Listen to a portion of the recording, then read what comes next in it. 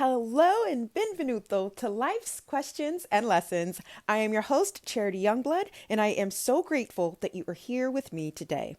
This season, we're going deep to help you rediscover who you are. So let's get started with today's question.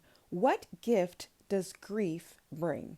What gift does grief bring? So we are currently in our Unwelcome Visitors series. So if you haven't already, I definitely suggest you start from the top of the first episode of the series and kind of pick and choose, where you'd like to go from there. But we're basically in the point of the process where we are going through each of the unwelcome visitors. And the unwelcome visitors are what I like to call unwelcome visitors are the emotions that we'd like to feel less often. So grief is definitely at the top of my list. I have experienced a lot of grief in human loss, as well as grieving of parts of who I once was. So I want to pause here though, because if you saw this question and there was any sort of feeling of how dare you, how dare you say that grief brings a gift? I want you to stop listening right now and do something else, because you are not in a place to receive what is going to be talked about on this episode. That is absolutely fine, by the way, but it is really, really important to acknowledge where you are mentally, emotionally, spiritually in this process. So if you saw this question and anything other than openness or curiosity was, something that you were feeling, I really, really suggest you stop.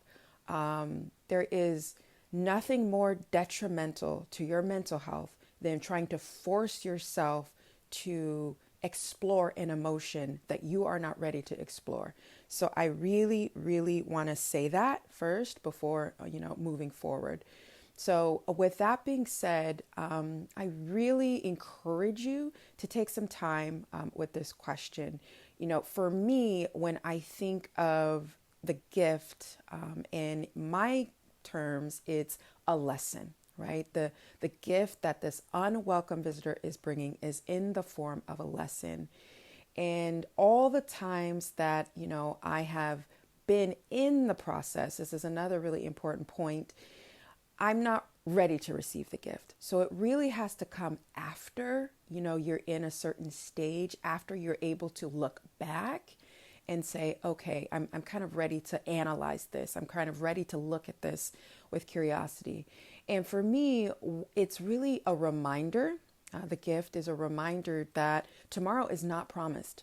I hear a lot of people say, well, I'm going to plan all these things in my retirement and, when I'm old. And the reality is you are not promised that. There is nothing, no reason at all that you should believe that you are going to live until a certain time. So what does that mean? Is that a time to be sad? Is that a time to be morbid? I don't think so.